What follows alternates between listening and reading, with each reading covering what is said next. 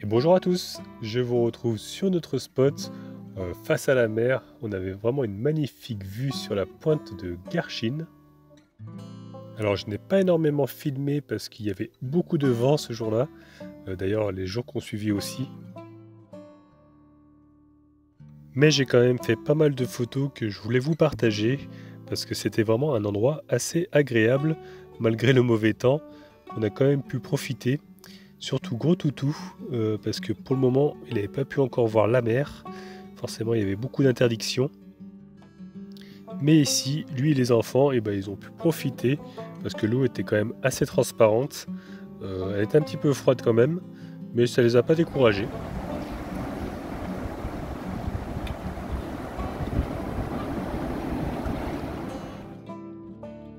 Alors comme vous pouvez le voir, la pointe de Garchine, c'est vraiment des paysages très rocheux. On est tombé ici un peu par hasard parce qu'à la base on voulait visiter la presqu'île Saint-Laurent. Mais vu le mauvais temps, on s'est dit on va attendre un petit peu. Ce qui a permis à mon fils de retrouver mes cheveux. Incroyable, je pensais les avoir perdus à tout jamais, mais ils étaient bien là. Donc vraiment un grand merci à lui, je ne sais pas encore comment le remercier.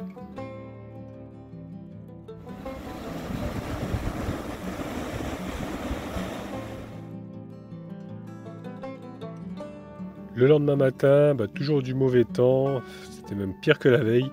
Donc on est resté un petit peu enfermé ce jour-là, on n'a pas fait grand-chose.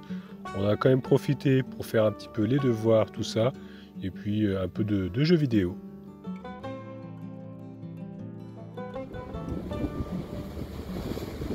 Il n'empêche que ces paysages étaient quand même assez incroyables parce qu'on se rendait compte de la puissance de la nature.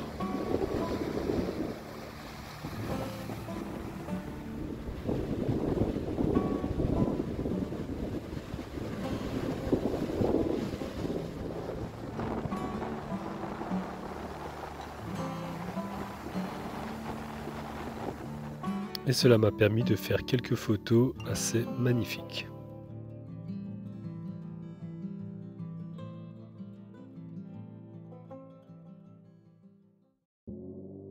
Ça y est, enfin le lendemain, le beau temps est revenu. Donc on a pu enfin sortir un petit peu de notre camping-car. On a pris les vélos et direction la presqu'île de Saint-Laurent. Nous avons pu admirer quelques menhirs, c'était assez joli.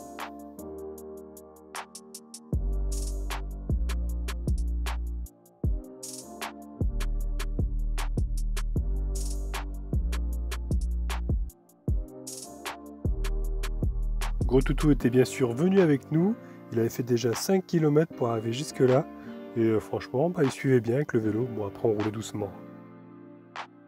Il a pu profiter également de la mer parce qu'il y avait pas mal de côtes sauvages, et il pouvait tremper un petit peu ses petits coussinets dans l'eau, ça lui a fait du bien.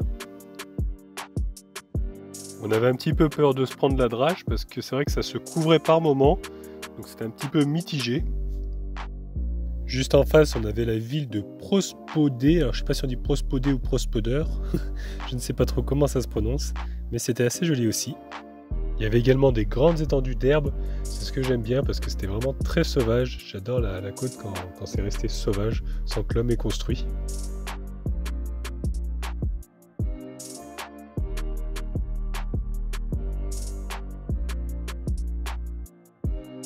Donc nous avons continué à faire notre petit tour de la presqu'île tout en suivant ce petit sentier côtier. Et tout au fond, nous avons pu apercevoir le phare du Four. Alors sa construction a débuté en 1869 et a causé quand même la mort de 3 personnes lors de sa construction parce que les conditions pour y accoster, c'est vraiment très difficile.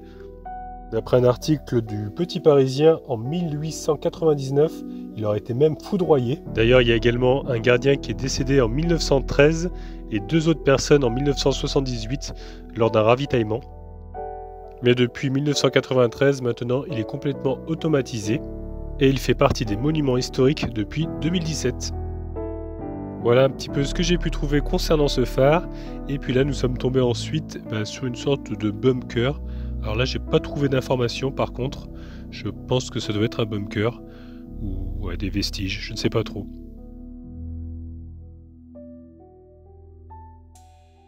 Avec les enfants, on commençait à fatiguer un petit peu, d'ailleurs Gros Toutou lui aussi, donc on a décidé de se poser un petit peu et d'admirer la vue tout simplement.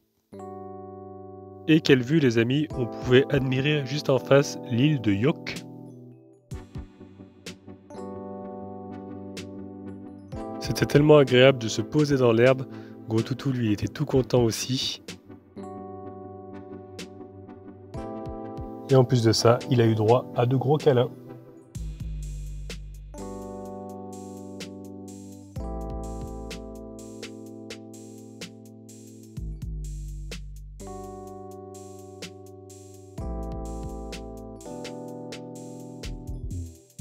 En continuant un petit peu, on a vu que le temps se dégageait et on a aperçu donc la ville de Radenoch. On pouvait y voir également son port qui était très joli, c'est plein de petits bateaux comme ça. Il y avait également une plage, donc on s'est dit pourquoi pas aller se baigner un petit peu.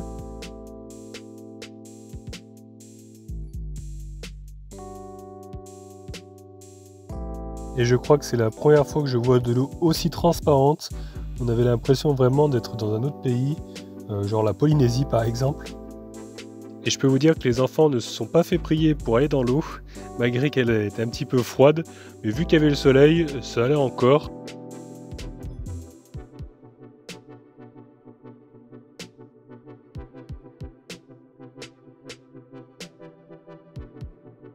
Ce que j'adore dans ce coin-là, c'est que c'est vraiment du sable blanc. Et on en prend plein les yeux, hein, je vous dis, on a l'impression vraiment d'être dans un autre pays. Malheureusement, j'ai pas pu détacher Gros Toutou, il est resté avec moi assis vers les rochers, parce que c'était interdit aux chiens normalement la plage.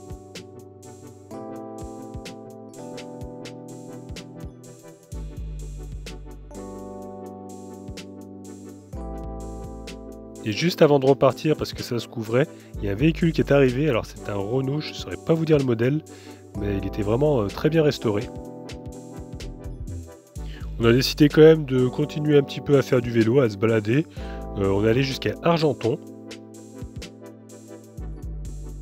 Et là à nouveau un bond dans le temps, parce qu'on est tombé sur le camping de Saint-Gonvel. Vraiment il était très très vintage, il y avait beaucoup de caravanes d'époque avec les hauts vents, tout ça. J'avais vraiment l'impression d'être dans les années 70-80. Et on est tombé aussi un petit peu par hasard sur la chapelle de Saint-Gonvel qu'on va visiter parce qu'avec de la chance, elle était ouverte.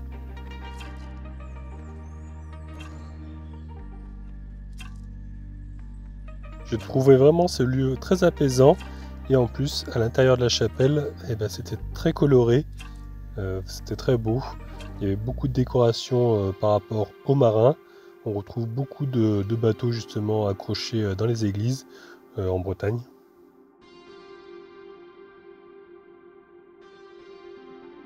Et sur le retour, regardez sur quoi on tombe. Un bar à l'effigie des Poulpipotes. Ça m'a fait bien sourire. Donc voilà les amis, nous voilà de retour au camping-car où on va rester encore quelques jours.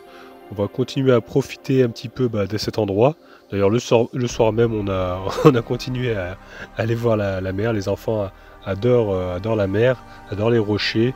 Ils ont fait que grimper, s'amuser dessus. Donc c'est vraiment un spot idéal pour eux, pour Gros Toutou, pour moi.